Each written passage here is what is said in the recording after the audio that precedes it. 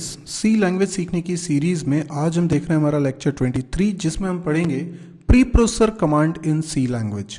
Pre processor से related हमने दो वीडियोस इसके पहले देख लिए हैं, लेक्चर नंबर 21 एंड 22। यदि आपने नहीं देखे हैं तो लेक्चर नंबर 21 में हैश इंक्लूड को समझाया गया है, जबकि लेक्चर नंबर 22 में हैश डिफाइन को समझाया गया है। आज हम देखते हैं कुछ और pre processor commands. Pre processor क्या है इसके बारे में तो आपको पिछले वीडियोस में डिटेल मिल ही चुकी होगी। अगर नहीं देखे हैं तो पहले आप उसको ज़रूर वीडियो को देख लें।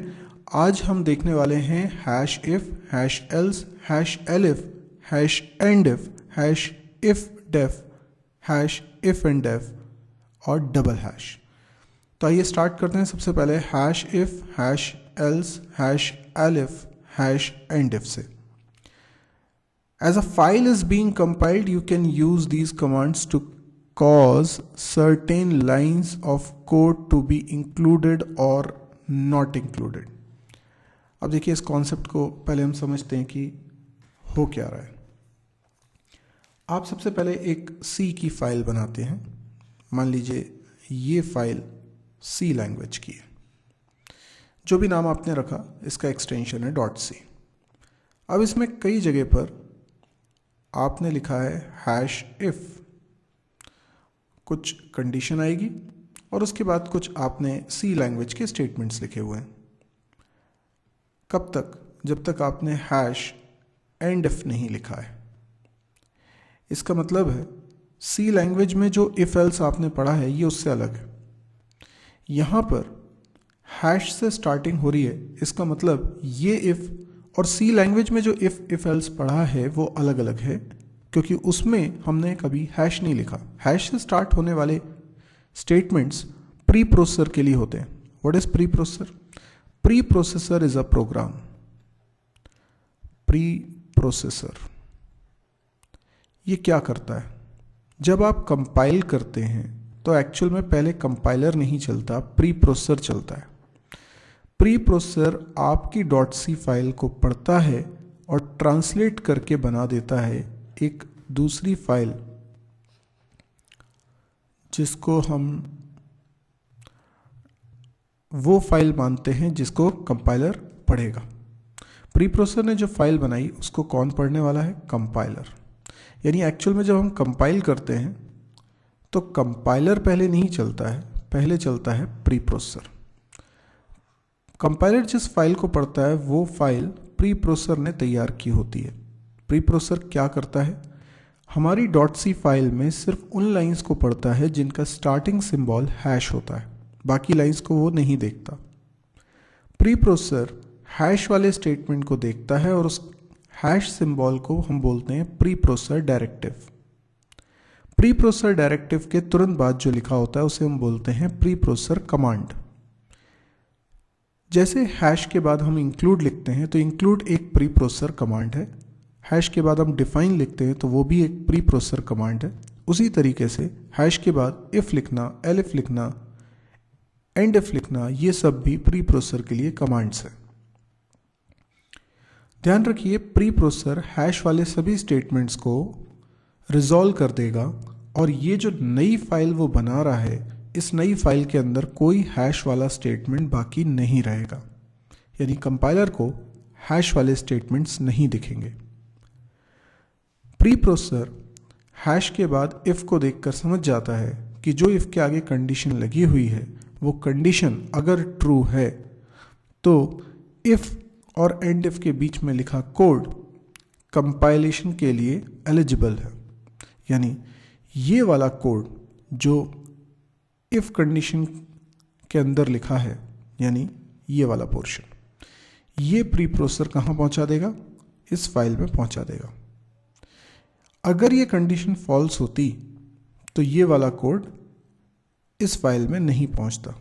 यानी कंपाइलर को ये वाला कोड दिखेगा या नहीं दिखेगा, ये इफ की कंडीशन पे डिपेंड करता है। अगर इफ की कंडीशन फॉल्स है तो भले ही हमने ये सी में कोड लिखा है, प्री प्रोसेसर उसे इस फाइल में नहीं लिखेगा तो कंपाइलर को वो कोड दिखेगा ही नहीं। तो कंपाइलर को कितना कोड कंपाइल करना है वो तय हो रहा है। तो हम कंपाइलेशन से भी पहले ये तय कर सकते हैं कि कौन सा कोड कंपाइल हो, कौन सा कोड कंपाइल ना हो। इसका एक एग्जांपल देखते हैं। जैसे हमने पहले एक मैक्रो बनाया, हैश डिफाइन से हम मैक्रो बनाते हैं। हैश डिफाइन लिखकर हमने एक आइडेंटिफायर बनाया कंट्री, और कंट्री आइडेंटिफायर की वैल्यू लिख दी हमने इंडिया। अब एक कंट्री नाम का आइडेंटिफायर है जिसको प्री प्रोसेसर पढ़ के समझ चुका है, क्योंकि ये हैश डिफाइन प्री प्रोसेसर के लिए होता है। अब लिखा हुआ है हैश इफ। देखिए यहाँ पे कोई पैरेंथेसिस नहीं लगाने होते, ये कोई सी लैंग्वेज वाला इफ नहीं है। हैश इफ के बाद जो आपने लिखा है वो एक कंडीशन है जिसमें मैक्रो का इस्तेमाल हो रहा है। अब ये कंट्री बराबर पाकिस्तान है क्या? हम जानते हैं कि कंट्री बराबर यहाँ हमने इंडिया सेट किया हुआ है, तो ये कंडीशन हो जाती है फॉल्स। तो ये वाली लाइन कंपाइल नहीं होगी, कंपाइल ही नहीं होगी। जो इफ एल्स हम सी लैंग्वेज में लिखते हैं उसमें जो इफ एल्स लगाते हैं वो दोनों कंपाइल होता है, इफ वाला पार्ट भी और एल्स वाला भी। रन होते वक्त डिसाइड होता है कि यदि इफ की कंडीशन ट्रू है तो इफ वाला एग्जीक्यूट करें, नहीं तो एल्स वाला एग्जीक्यूट करें, पर कंपाइल दोनों होते हैं। पर यहां पर जो हैश इफ लिखा है इससे ये डिसाइड हो रहा है कि कंपाइल भी होना है कि नहीं होना है। फिर हमने लिखा elif. Elif is as good as else if. तो यदि ये कंडीशन फॉल्स है तो ही हम एलिफ पे जाएंगे, और ये कंडीशन फॉल्स थी इसलिए इधर आए, और कंट्री इक्वल्स टू बांग्लादेश ये भी फॉल्स हो गया, इसलिए ये पोर्शन भी कंपाइल नहीं होगा। फिर यहाँ है कंट्री की वैल्यू क्या नेपाल है? नहीं, तो ये वाला भी स्टेटमेंट कंपाइल नहीं होगा। एल्स में आ गए, एल्स में आ गए तो आ गया इंडियन रुपीस, ये स्टेटमेंट कंपाइल होगा। और हमें हैश एंड इफ लगा के ही प्रॉपरली इफ को खत्म करना होता है, क्योंकि यहाँ करली ब्रैकेट से कोई बॉडी बनाने नहीं होती है। अब यहाँ पर इंडिया ना लिखा होता, मान लीजिए यहाँ लिखा होता बांग्लादेश, तो क्या होता? ये कंडीशन फॉल्स हो जाती, तो ये कंपाइल नहीं होता। पर ये कंडीशन क्या होती? ट्रू। ये जैसे ही ट्रू होती तो ये चल जाता, और ये चल जाता, ये कंपाइल होता, तो ये वाला पोर्शन पे तो कभी आते ही नहीं। क्यों नहीं आते? क्योंकि ये वाला चल चुका है, ये वाला ट्रू हो चुका है, तो आगे नहीं जाएंगे और यहीं पर एंड इफ हो जाएगा। तो आई होप ये तो आपको समझ में आ गया होगा कि इफ, एलिफ और एल्स, एंड इफ, इनका क्या इस्तेमाल है। आइए अब देखते हैं इफ डेफ और if end def. If def का मतलब होता है कि क्या ये मैक्रो डिफाइंड है। यदि ये मैक्रो डिफाइंड है तो ये कंडीशन ट्रू हो गई। अब ये मैक्रो पहले से बना होना चाहिए। जैसे मैंने लिखा हैश डिफाइन कंट्री इंडिया। अब मैंने चेक किया इफ डिफाइन कंट्री, मतलब क्या इस नाम का कोई मैक्रो इस प्रोग्राम में बना हुआ है? अगर हाँ तो ये ट्रू हो गया और ये वाला कोड कंपाइल होगा। अच्छा, अगर मैंने यहाँ एंड इफ कर दिया, आगे फिर चेक करता हूँ इफ नॉट डिफाइंड, कंट्री नाम का मैक्रो अगर डिफाइन नहीं हुआ है, उल्टा हो गया उसका, अगर नहीं हुआ है डिफाइन तो ये प्रिंट एफ कंपाइल हो। यहाँ पे क्या था? कंट्री नाम का मैक्रो बना हुआ है तो ये प्रिंट एफ कंपाइल होगा, और यहाँ पे क्या है? कंट्री नाम का मैक्रो डिफाइन नहीं हुआ है तो ये प्रिंट एफ चलेगा, यानी कंपाइल होगा।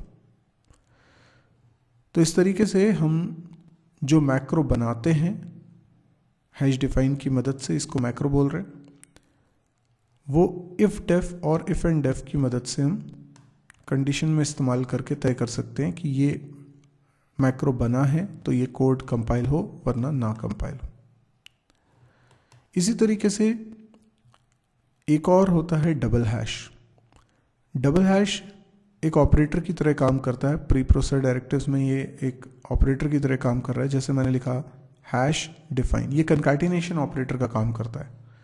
यानी हमने एक मैक्रो बनाया एक्शन नाम का, जिसमें 2 आर्ग्यूमेंट मेंशन कर दिए a, b। अब इसका एक्सप्रेशन लिख दिया है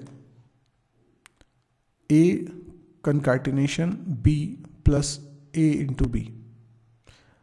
अब जब हम अपने प्रोग्राम में कहीं पर इस एक्शन मैक्रो को लिखेंगे तो वो रिप्लेस कर देगा इस पोर्शन को, इसको ऐसे समझिए जैसे ये हम प्रोग्राम की बात कर रहे थे, यहाँ पर ये चीज़ रिप्लेस हो जाएगी।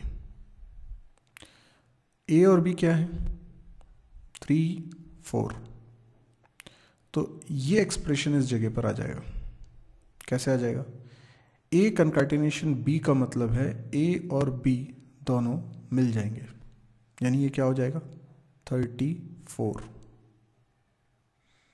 मतलब कोई मल्टीप्लाई नहीं होगा, ए इंटू बी नहीं होगा, वो ए बी कंकैटिनेट हो जाएंगे। तो ए की जो भी वैल्यू है, बी की जो भी वैल्यू है वो कंकैटिनेट हो जाएगी। तो 3, 4, 34 हो गया। और उसमें प्लस क्या हो रहा है, ए यानी 3 इंटू 4। तो अब देखिए 34 में ये 3 इंटू 4 यानी 12 जुड़ेगा, 12 जुड़ेगा तो ये कितना हो जाएगा 46। तो ये 46 हो गया। तो प्रिंट करेंगे तो क्या प्रिंट हो जाएगा 46। तो डबल हैश से क्या होता है, कंकैटिनेशन होता है, या अपेंड हो जाते हैं, एक के बाद एक आ जाते हैं यानी जुड़ जाते हैं। एडिशन वाला जुड़ना नहीं कह रहा हूँ मैं, कंकैटिनेट, बस एक के आगे एक लिखे जाते हैं। तो ये था हमारा डबल हैश। आई होप आपको ये वीडियो पसंद आया होगा। अगर आपको ये वीडियो समझ में आया तो आप इसको लाइक करिए। यदि आपको लगता है कि ये बहुत यूज़फुल है तो आप इस तरह के और वीडियोस देखना चाहते हैं तो आप इस चैनल को ज़रूर सब्सक्राइब करिए।